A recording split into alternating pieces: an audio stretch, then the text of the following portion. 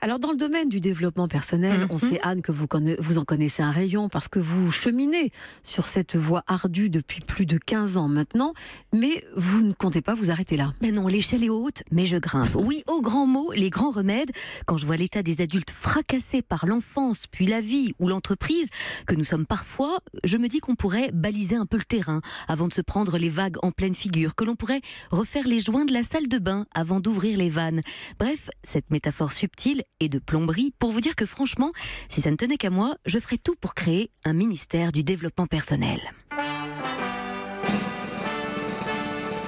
Pourquoi pas? Je vous signale qu'en Inde, il existe un ministère du yoga. C'est donc la main sur le cœur que je prêterai serment et que je saupoudrerai les emplois du temps de nos enfants de séances de respiration et ou de méditation pour leur faire prendre conscience, par exemple, des bienfaits d'une respiration pleine et ample sur le cerveau, mais aussi sur le stress, sur l'anxiété, pour leur apprendre également à refroidir leur corps après un effort intensif, grâce à la respiration toujours, pour revenir à un temps calme. En classe, il y aurait évidemment des ateliers de communication non violente, parce que très tôt, tout en apprenant à écrire et à lire, les enfants apprendraient à bien utiliser ces mots qu'ils savent désormais orthographier. Oui, tout de suite, ils apprendraient que les mots sont des armes, de véritables poignards parfois, qu'une petite phrase assassine dans une cour d'école peut laisser des séquelles pendant des années, et que ces mots ont un poids immense, dans le bon comme dans le mauvais sens, qu'ils sont aussi acteurs dans ce qui m'arrive, que tout ce que je dis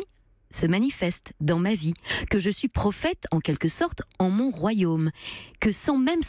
m'en rendre compte, j'annonce l'avenir. Sauf qu'à bien y regarder, en fait, je le crée. Et quitte à aller un peu plus loin, on pourrait remonter, juste avant le verbe, juste avant la parole, remonter jusqu'à nos pensées, pour s'attaquer non pas à des sujets tels que les triangles isocèles, ni à la reproduction chez les batraciens, mais à quelque chose qui nous accompagnera toute notre vie, notre petit vélo intérieur, celui qui mouline en danseuse, qui se fait un petit tour de France en permanence là-haut dans la tête, expliquer aux enfants que nos pensées ont une incidence sur notre réalité, qu'elles conditionnent nos actions, que si je me répète que je ne vais pas y arriver, vous allez voir, oh surprise, que je ne vais pas y arriver. Qu'est-ce que vous auriez comme autre chantier? Qu'est-ce qu'on pourrait insuffler dès le plus jeune âge? Ce que j'affectionne par-dessus tout en développement personnel, c'est la visualisation créatrice. Je vous en parle souvent, c'est un outil puissant pour qui veut bien l'instaurer dans sa vie en mettant toutes les chances de son côté, c'est-à-dire en y croyant dur comme fer, en visualisant votre vie rêvée, cette liste de candidats reçus à cet examen sur laquelle figure votre nom, ce contrat de vente de la maison de vos rêves au pied duquel vous visualisez